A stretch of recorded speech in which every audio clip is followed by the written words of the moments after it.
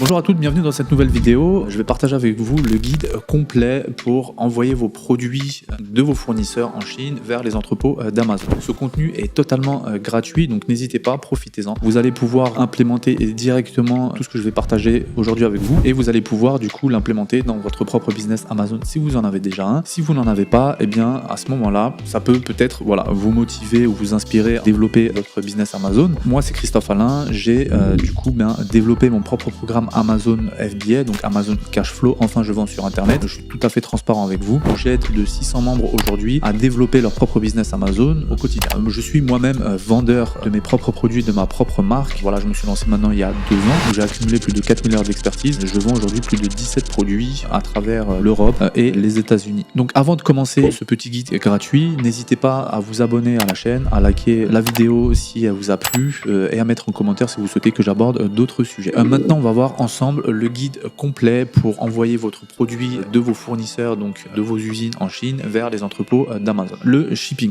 voilà, c'est tout simplement du shipping. Qu'est-ce que c'est concrètement? C'est tout simplement l'envoi de vos produits, l'envoi de votre marchandise des usines de vos fournisseurs vers les entrepôts d'Amazon en fonction de la marketplace dans lequel vous vendez. C'est bien sûr votre partenaire logistique qui s'en occupe, hein. C'est pas vous qui allez gérer ça, parce que voilà, c'est assez compliqué à gérer, donc c'est vraiment votre partenaire logistique qui va gérer tout ça. Il existe plusieurs moyens de le faire, que ce soit par bateau, par train, par avion, enfin voilà, on va voir tout ça ensemble dans cette vidéo, mais grosso modo, voilà, dans 90% des cas, votre fournisseur va être en Chine. Je pense que ça sert à rien de se compliquer les choses, surtout quand on est débutant, et en plus de ça, voilà, ils ont l'expertise, ils ont la compétence, ils connaissent très bien le modèle, le business model, en termes de shipping, donc pour vous, ça va être aussi beaucoup plus simple et beaucoup plus facile à gérer. Donc, par où commencer? Il faut déjà savoir que quand vous faites un envoi en France, en Europe, il vous faut un numéro de TVA, que vous soyez en micro-entreprise ou en société. C'est un numéro, il faudra faire votre demande, un numéro de TVA. Ce numéro de TVA est assez simple à demander. Alors, je vous mets tous les liens dans la description sous la vidéo pour justement vous ayez, que vous n'ayez pas à chercher ce type d'informations. C'est un numéro de TVA, c'est obligatoire quand vous faites de l'importation. Il faut savoir aussi que depuis janvier 2022, vous n'êtes plus dans l'obligation, enfin vous devez plus payer la TVA à l'importation lorsque vous envoyez vos produits en France ou en Europe, mais cette TVA, vous devez la collecter et ensuite la rendre lorsque vous allez faire vos bilans de société. Mais ça, si vous voulez, je ferai une autre vidéo à ce sujet-là. Ensuite, il vous faut un numéro EORI. C'est tout simplement un numéro que vous allez demander auprès des douanes, donc en ligne, directement sur douane.gouv. C'est un numéro qui va être indispensable et obligatoire lorsque vous allez envoyer vos produits, vos marchandises dans l'Union européenne. Et il vous faudra aussi un certificat de conformité de vos produits. Donc ça, c'est votre fournisseur qui vous le fournit. C'est vraiment très important. Quand vous allez être dans la phase du coup de création de votre produit, assurez-vous bien que votre fournisseur soit conforme avec les normes européennes. C'est vraiment très important parce que sinon vous allez avoir certains soucis lors de la douane, lors des contrôles de douane donc en Europe, et ils peuvent vous bloquer la marchandise. Pire encore, vous la renvoyer à vos frais bien sûr chez votre fournisseur. Donc ce certificat de conformité européen, eh bien ça va être à demander à votre fournisseur, donc il doit être en capacité de vous le donner. Vérifiez bien quand même que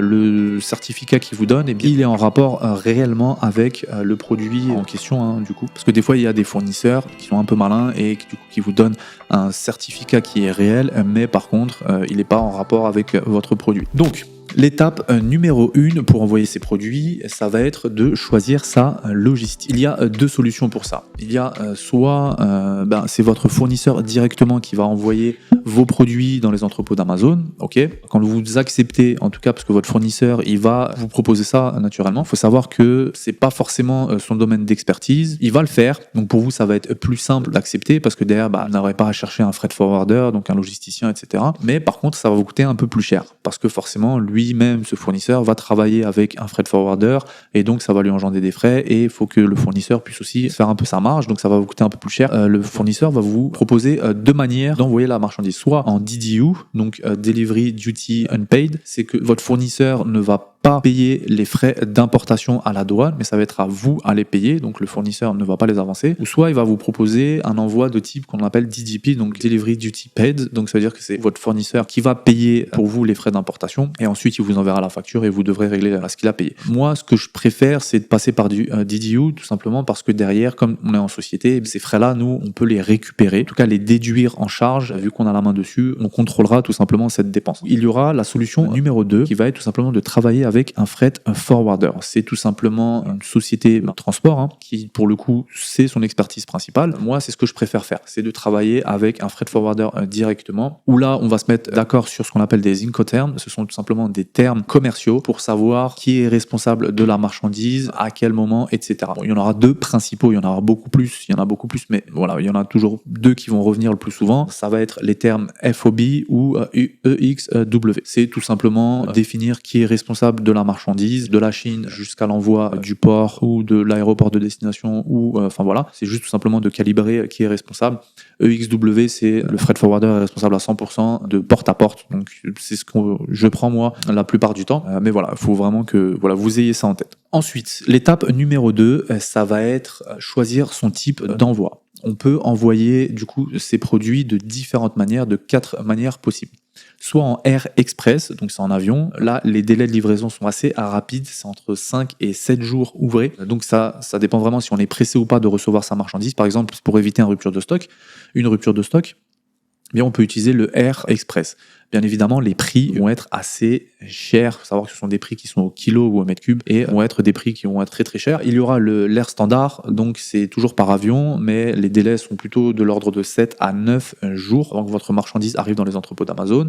Il y aura ensuite le bateau. Donc le bateau, c'est vraiment la partie la plus économe. Les délais, on est vraiment entre 45 et 60 jours avant que notre marchandise arrive dans les entrepôts d'Amazon. Par contre, effectivement, au niveau des tarifs, là, on est vraiment très très bas et c'est le plus économe.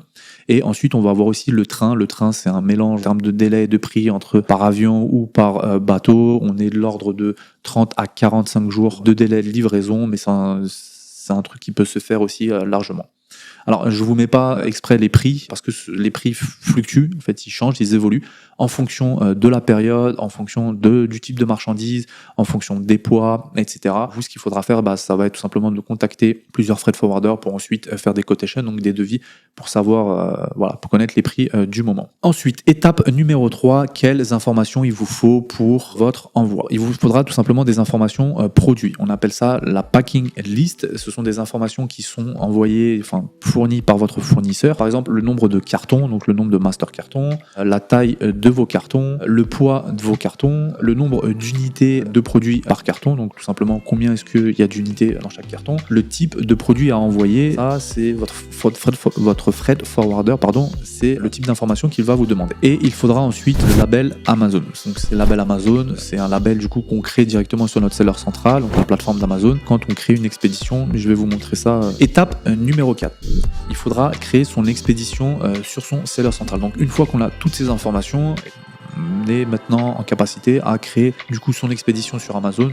Ça se fait très très vite, c'est pas du tout compliqué. Et ces labels là ensuite, une fois qu'on a fini de créer du coup notre expédition, on a le label Amazon qu'on imprime, qu'on a sous format PDF et qu'on a juste à envoyer à notre fournisseur, notre freight forwarder, qui colle sur chacun de notre carton. Donc c'est tout simplement un code barre avec certaines informations et notre freight forwarder doit le coller sur chacun des cartons pour que quand ce carton arrive dans les entrepôts d'Amazon, Amazon puisse le scanner et puisse bien reconnaître, comprendre qu'il s'agit là de tout simplement de votre produit.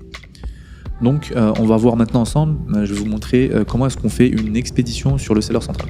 Donc là on se retrouve sur mon seller central, donc vous allez avoir votre produit ici, là vous allez juste ici dans expédition et ensuite envoyer à Amazon. Donc vous allez arriver sur cette interface là et ensuite vous faites ici commencer une nouvelle soumission et vous allez arriver sur cette fenêtre. Donc il faudra déjà commencer par du coup, alors bon, moi c'est déjà pré-rempli parce que du coup j'ai déjà des envois avec d'autres fournisseurs, mais vous il faudra du coup créer ici un nouveau contact. C'est tout simplement l'adresse d'origine de l'expédition. Donc soit ça va être l'adresse de votre fournisseur si c'est votre fournisseur qui envoie vers les entrepôts d'Amazon, soit ça va être du coup l'adresse de votre freight forwarder. Donc ici vous avez tout simplement à remplir ici les informations, c'est très très simple, et ensuite enregistrer.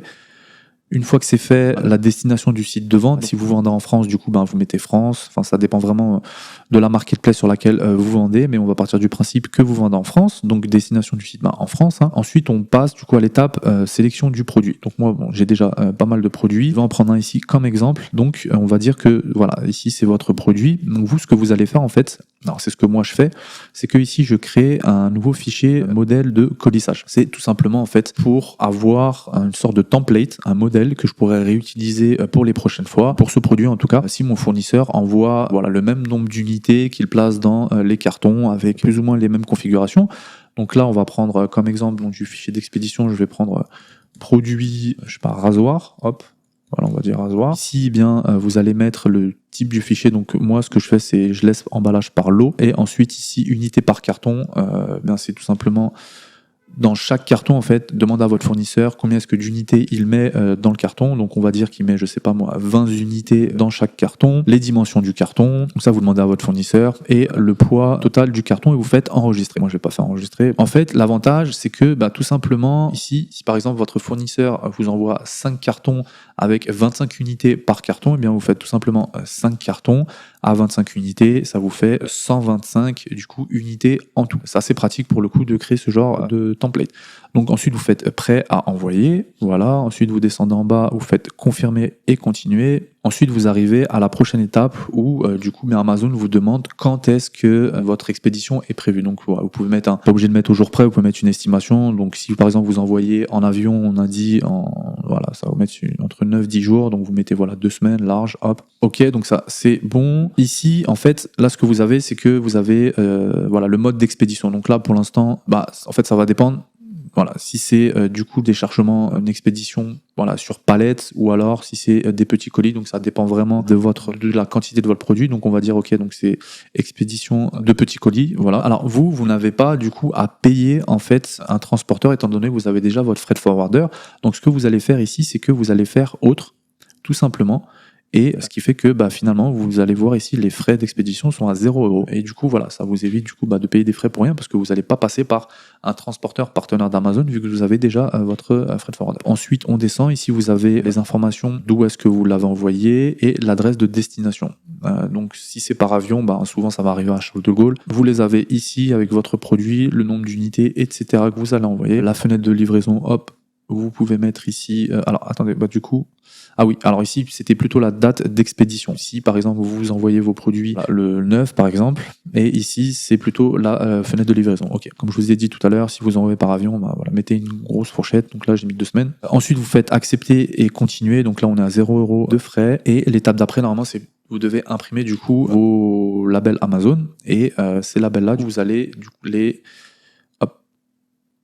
Voilà, ici, là, dans le numéro d'expédition. Donc ces labels-là, après, hop.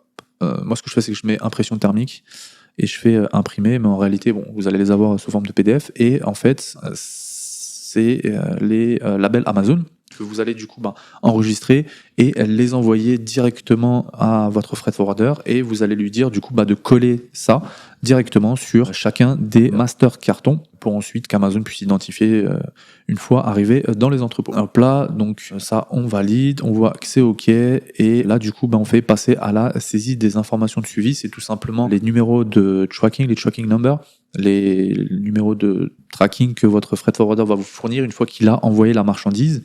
Et vous allez pouvoir du coup traquer votre marchandise, tout simplement pour savoir où est-ce qu'ils en sont. Donc voilà comment est-ce qu'on crée les labels Amazon. Donc maintenant l'étape numéro 5, ça va être comment choisir son freight forwarder et négocier les prix. Alors déjà, il faut savoir que les prix ne sont pas ou ils sont très peu négociables parce que ça dépend pas vraiment du freight forwarder, mais ça dépend plutôt du prix du marché au niveau des tarifs. Donc vous n'avez pas vraiment de manœuvre, c'est vraiment variable en fonction de des produits, type d'envoi, etc. Et du coup, pour avoir une certaine idée, moi j'utilise Freightos Data. Alors ça ressemble à ça et ça nous donne tout simplement une idée. Alors c'est une plateforme qui est totalement gratuite. Je vais vous mettre le lien dans la description. Puis vous allez voir, vous créez juste un compte, c'est gratuit, ça dure 2 minutes. Et derrière, vous allez avoir du coup les prix. Voilà, donc là par exemple on a les prix des avions, puis vous choisissez d'où est-ce que ça part. Donc là typiquement si ça part, nous ce qu'on va rechercher c'est plutôt de l'Asie,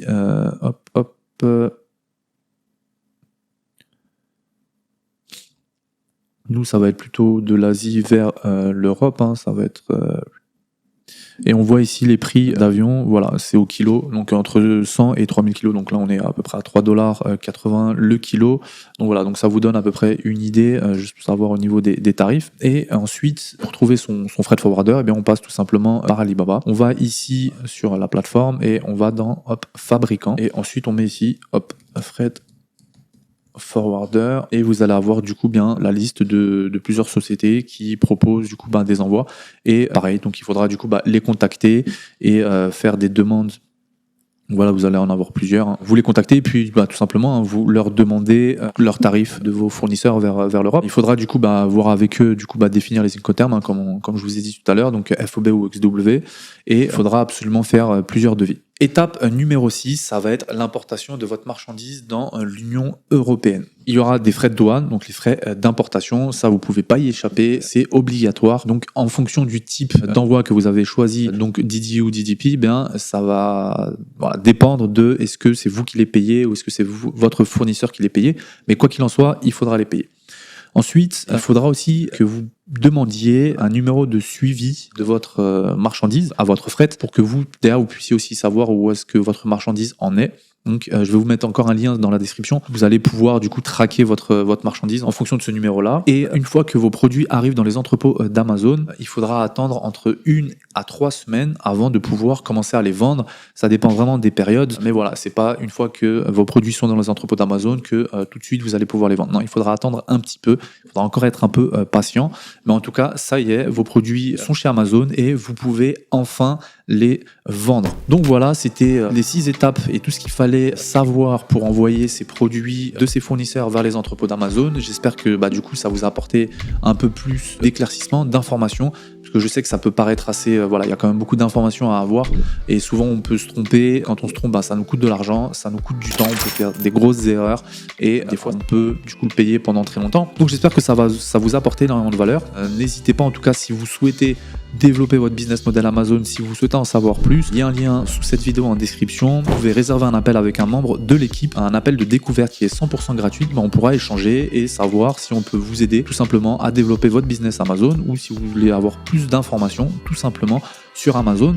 Donc n'hésitez pas. En attendant, likez la vidéo si elle vous a plu, commentez si vous souhaitez si vous avez des questions ou vous souhaitez qu'on essaye de couvrir d'autres sujets, abonnez-vous, comme ça la prochaine fois vous allez être notifié sur les prochaines vidéos. Allez, je vous dis à bientôt. Salut!